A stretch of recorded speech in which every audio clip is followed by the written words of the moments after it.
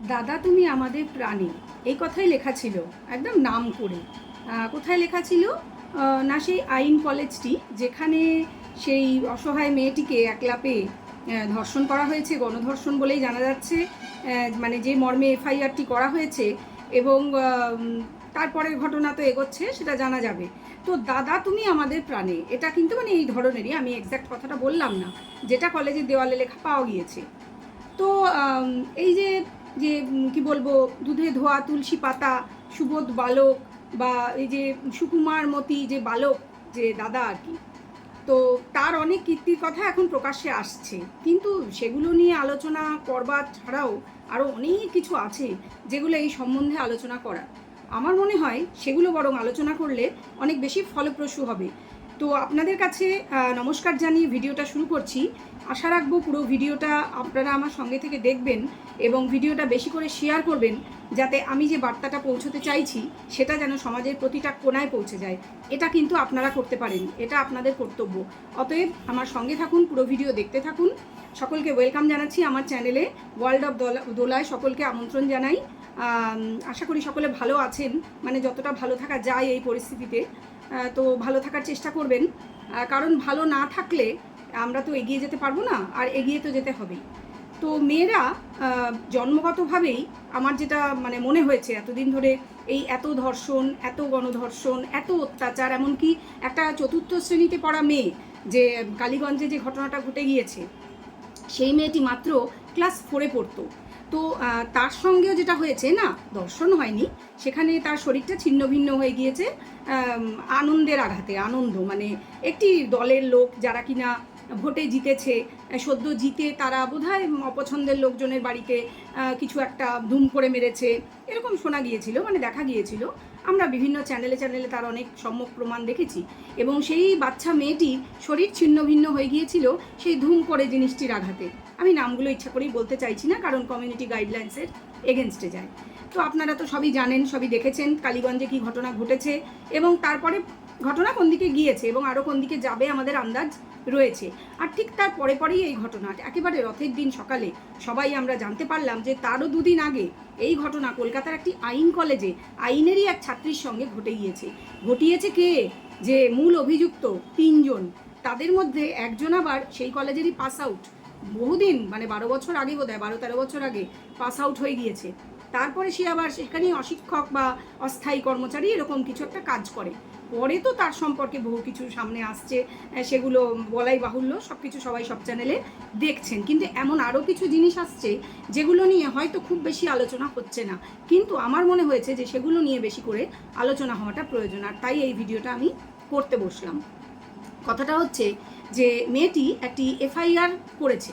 এফআইআরে যা লেখা হয়েছে তাতে করে সে 3 জনের নাম উল্লেখ করে খুব ভয়ঙ্কর বর্ণনা দিয়েছে, যাকে বলে ডেসক্রিপশন। কী ডেসক্রিপশন?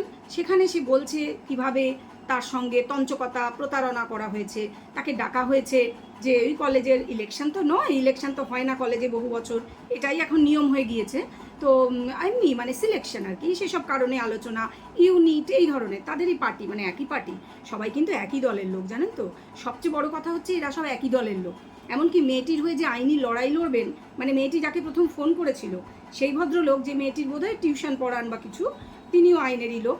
তো সবাই এরা মানে লয়ের লাইনেরই লোক।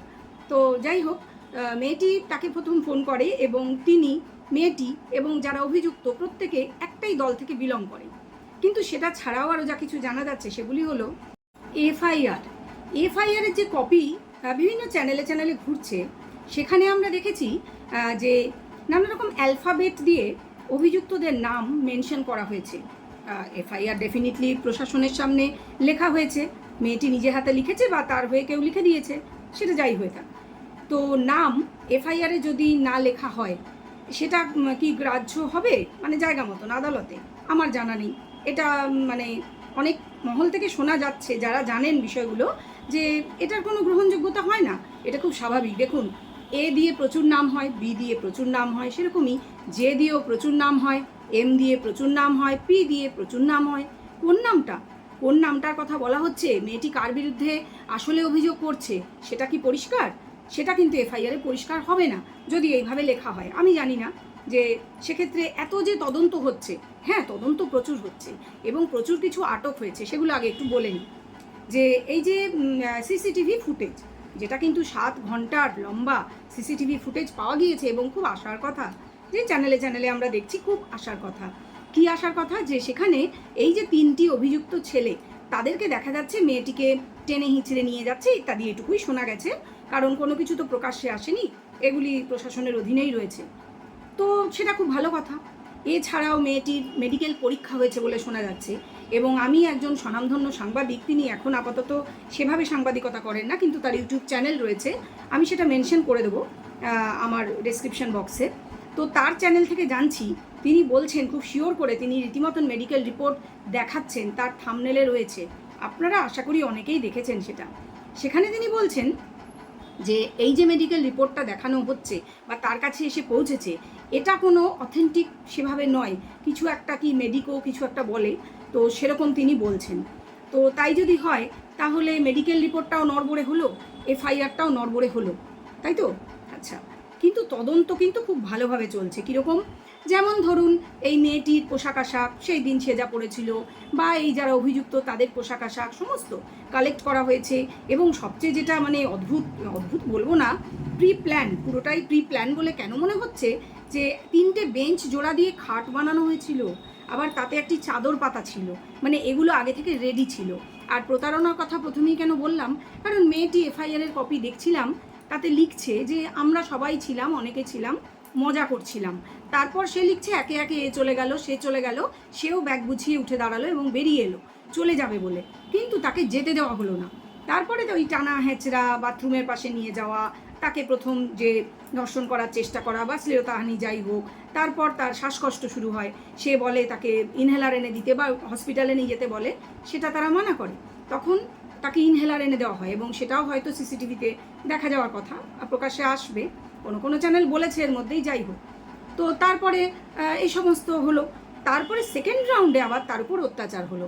তার আগে ফার্স্ট রাউন্ডে যে অত্যাচারটা হয়েছিল সেটার নাকি ভিডিও করে রাখা হয়েছে, এবং সবচেয়ে বড় যে আসার কথা, যে তদন্ত খুব এগোচ্ছে, তাতে নাকি এই 1.5 মিনিটের ভিডিও ফুটেজ পাওয়া গিয়েছে, অভিযুক্তদেরই কারুর ফোনে হবে বা অকুস্থল থেকে একটা ফোন উদ্ধার হয়েছে বলে চ্যানেলগুলোই শোনাচ্ছে, নিউজ চ্যানেল থেকেই শোনা, বলতে পারবো না সঠিক করে যে এগুলো সঠিক কি না, সেটা যাদের কাছে আছে তারা বলতে পারবেন। কিন্তু যেখানে বেসিক জিনিসটা এফআইআর এবং বেসিক জিনিস মেডিকেল পরীক্ষা, ছেলেগুলিরও মেডিকেল পরীক্ষা আজকে হচ্ছে এরকম কিছু শোনা গেছে, তো এগুলো যেখানে বেসিক, সেখানে সেখানে যদি কোনো নড়বড়ে ব্যাপার থাকে, যেরকমটা আমি মেনশন করলাম, সেক্ষেত্রে কতটা মানে ফলপ্রসূ হবে তদন্তটা, এইটা একটু ভেবে দেখার বিষয়।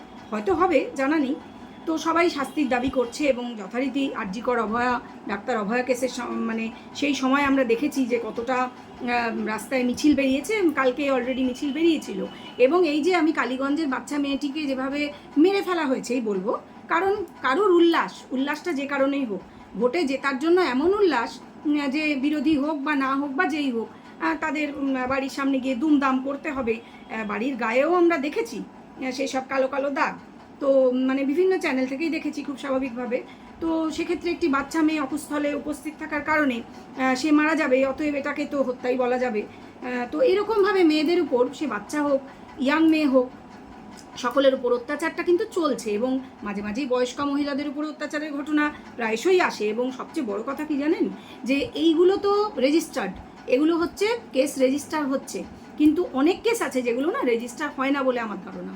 তো আমার ধারণা, সেটা আমি জানি না কতটা সত্যি, দেখে শুনে তাই মনে হচ্ছে। সব কেস কি রেজিস্টার হয় আমি জানি না, হলেও হতে পারে।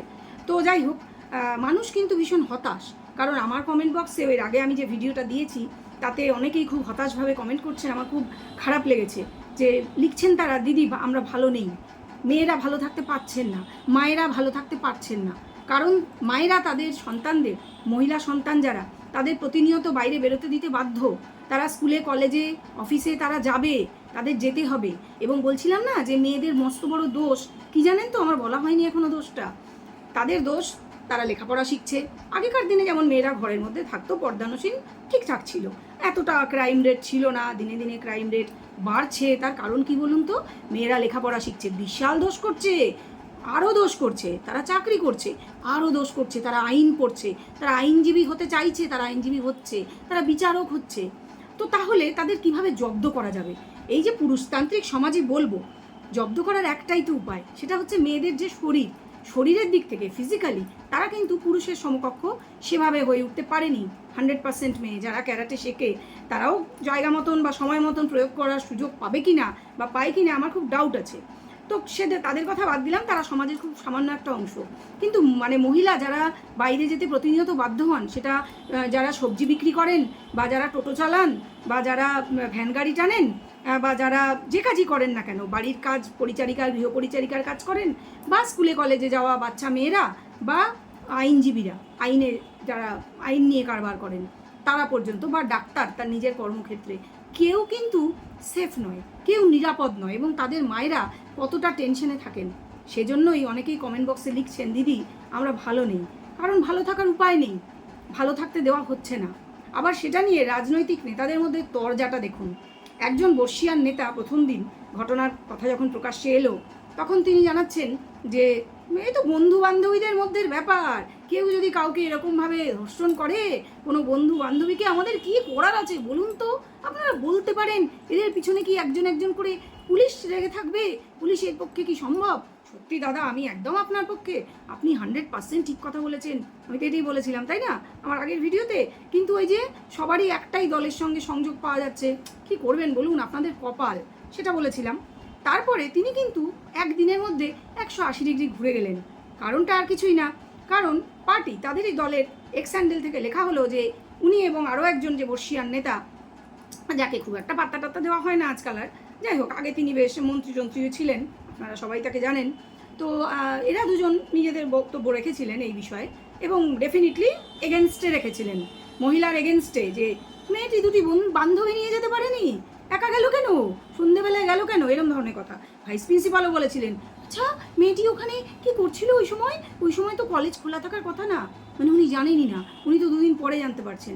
তো আমি রাজনৈতিক নেতাদের কথায় ফিরে আসি, যে বর্ষিয়ান যে দুজন নেতা এই সমস্ত কথা বললেন, তারপর এক্স হ্যান্ডেলে এগুলো লেখা হওয়ার পরে তাদের মধ্যে একজন মানে পুরোপুরি ঘুরে গেলেন, একদম 180 ডিগ্রি ঘুরে তিনি বলতে লাগলেন, ল্যাম্প পোস্টে ঝুলিয়ে এই সমস্ত ধর্ষণকারীর ফাঁসি চাই। আর এই প্রসঙ্গে মনে পড়ে গেল আমার বলার, যে এই যে মূল অভিযুক্ত যে ধরা পড়েছে, সেই যে প্রাণের দাদা, যার নাম দেয়ালে খোদাই করে লিখে রেখেছে ওই আইন কলেজেরই ছাত্রছাত্রীরা, ভয় হোক বা ভক্তিতে, মানে ভক্তিতে না হলেও ভয় তো বটেই। এই প্রসঙ্গে আরও আছে, মানে কথা আছে, বা মানে এই অভিযুক্তের বাবার কথা আছে, বলবো, সেটাও বলবো, আশা করছি এই ভিডিওতেই বলতে পারবো। তো যেটা হচ্ছে যে এই নেতা মহোদয়, মানে তিনি এতটাই অপমানিত হয়েছেন যে তিনি কিন্তু মোটামুটি 48 ঘন্টা হওয়ার আগেই তার একদম ভোল পাল্টে ফেলে একদম চিৎকার জুড়ে দিলেন যে ল্যাম্প পোস্টে বেঁধে এদেরকে টাঙিয়ে রাখতে হবে, এই ধরনেরই কিছু, মানে ধর্ষণকারী ফাঁসি চাই। তো ফাঁসির প্রসঙ্গে যেটা বলছিলাম, যে ওই যে আমাদের দাদা, সেই দাদা যার নাম স্বর্ণাক্ষরে লেখা রয়েছে আইন কলেজের দেওয়ালে, তার আবার যে বোধহয় এফবি পোস্টে দেখা গিয়েছিল কবে, সেই আরজি করের ঘটনাটার সময়, তখন খুব মিছিল টিছিল হচ্ছিল প্রতিদিনই, তখন সে লিখেছিল ধর্ষণকারীর ফাঁসি চাই। ঠিক এরকমই কথা আরও অনেক জায়গায় সে লিখে রেখেছে। তো এখন তো সে নিজেই একই অভিযোগে অভিযুক্ত, এবং সেই প্রসঙ্গে বলি যে এর নামে নাকি ঝুড়ি ঝুড়ি অভিযোগ, অন্তত 1 ডজন অভিযোগের কথা শোনা যাচ্ছে।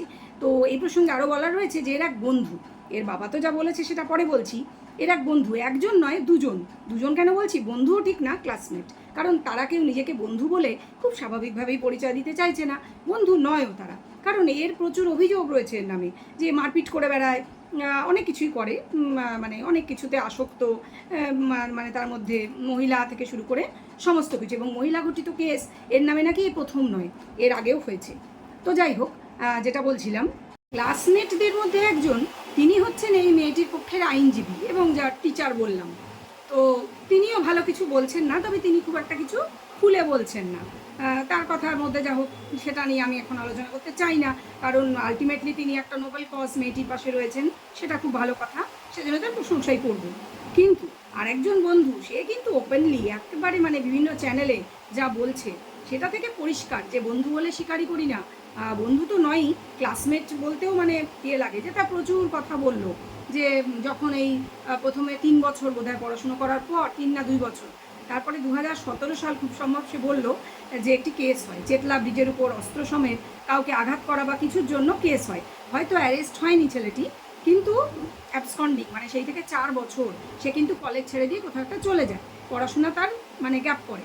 তারপর সে এসে আবার ওই কলেজেই ভর্তি হয়, তারপরে ওই কলেজে সে আবার টেরর তৈরি করে এই ধরনেরই, সে ইউনিয়নে ঢুকতে চায় কিন্তু তাকে নেওয়া হয় না, এরকম হাজার একটা গোপন কথা প্রকাশ করে দিল। এবং এই প্রকাশ করার সঙ্গে সঙ্গে মারাত্মক যে কথাটা বললো যে সেম কেস এই ছেলেটি জানে যে এই অভিযুক্তের নামে আগেও হয়েছে, কিন্তু তখন কেস হয়নি, কিন্তু ঘটনাটা সে করেছে।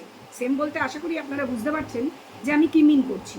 এটা কিন্তু সেই ভিডিও রয়েছে আমার কাছে, সেই ছেলেটি কোনো একটি চ্যানেলে বলছে। তো সেও কিন্তু এর ক্লাসমেট, এই অভিযুক্তেরই ক্লাসমেট। তো তারপরে এ কোনোভাবে নিজের প্রভাব তৈরি করে।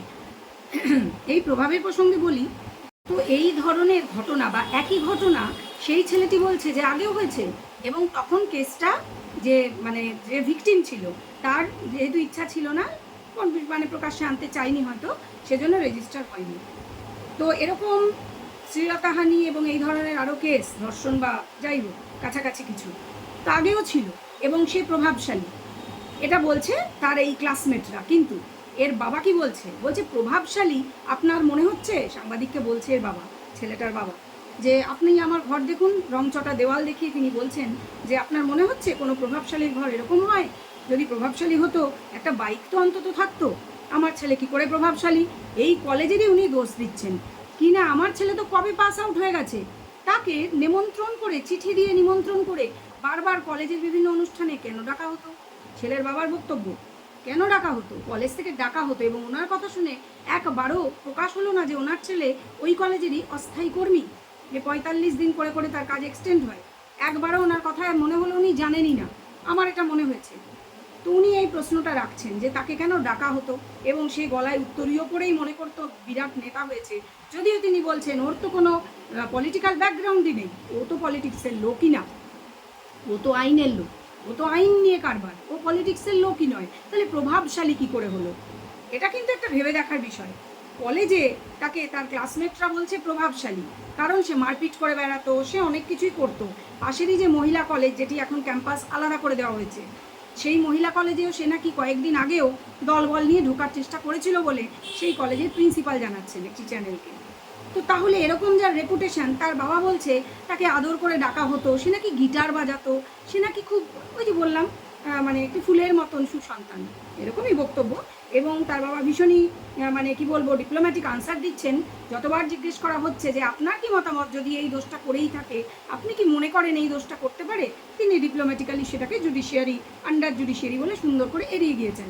তো ঠিক আছে, বুদ্ধিমানের কাজ করেছেন, তিনি তার সেফটি বজায় রেখেছেন। তবে তিনি বলেছেন যে মানে আমি জানি না বলেছেন কি না, কারণ বলতে তো শুনলাম না, তবে ক্যাপশনে দেখলাম যে না, তিনিও এরকমই শাস্তি চান, মানে যদি সত্যি হয় এরকম কিছু। আমার জানা নেই যে সত্যিই ঘটনা মানে কোন দিকে যাচ্ছে, কারণ এই যে বললাম, প্রথমেই যে বললাম যে মূল যে বেসিক ব্যাপারগুলো, যে নামগুলোই তো লেখা নেই, মানে নামের সঙ্গে সারনেমও থাকার কথা, সেখানে নামই নেই। কটা অ্যালফাবেট, ABCDEFGH অ্যালফাবেট দিয়ে তো কত নাম হয়, সেখানে তো এর জায়গায় বি, এর জায়গায় সি হতে পারে কিনা আপনারাই বলুন। তো সেই জন্যই বলছি যে যারা বেশি লাফাচ্ছেন, একেবারে দুর্দান্ত তদন্ত হচ্ছে, ফাটাফাটি সব কিছু দুর্দান্ত এগোচ্ছে, একটু সামলে, মানে মিছিল হচ্ছে সবই ঠিক আছে, এর চেয়েও অনেক বেশি মিছিল আমরা কিন্তু দেখেছি, কিন্তু ফল ওই রেজাল্ট আলটিমেটলি ফুস হয়েছে। তো এবার একটা দেখা যাক কী হয়। আশার আলো আমি সত্যিই দেখতে পাচ্ছি না, আপনারা কি দেখতে পাচ্ছেন? তো বলবেন আমাকে। আর ভিডিওটা এই যে বিষয়গুলো উল্লেখ করলাম, সেটার জন্যই বিশেষ করে সবার জানাটা প্রয়োজন, সেজন্য ভিডিওটা বেশি করে শেয়ার করবেন, এটা আমার আপনাদের কাছে একান্তই অনুরোধ। তো ভিডিওটা এখানে শেষ করব। আশা করছি আপনারা ঠিকই মনে করেছেন যে কথাগুলি বলেছি। যদি আপনাদেরও আরও কিছু বলার থাকে, নিশ্চয়ই কমেন্ট বক্সে আলোচনা করতেই পারেন। আর আশা করি কমিউনিটি গাইডলাইন্সের মধ্যে থেকেই প্রত্যেকে কমেন্ট করবেন। আমি একজন সাধারণ নাগরিক হিসেবে, মহিলা হিসেবে আমার বক্তব্যটা আমার চ্যানেলে রাখলাম, এবং দেখে শুনে বিভিন্ন চ্যানেল থেকে যা মনে হয়েছে তার ওপর বক্তব্য পেশ করলাম। এই বিষয়ে মনে হলো কিছু বলা উচিত। এবার আপনারা আপনাদের কথাটা জানান নিশ্চয়ই। আর বলবো যে আশা হারানো উচিত নয়, কারণ বাঁচতে আমাদের হবে, এবং বাঁচতে হলে আশাও রাখতে হবে। তবে এখনও পর্যন্ত সেভাবে আশার আলো দেখতে পাচ্ছি না। তো আপনারা বলবেন আপনাদের কি মতামত। ভিডিওটা এখানেই শেষ করছি। সবাই ভালো থাকবেন, সুস্থ থাকবেন। নমস্কার।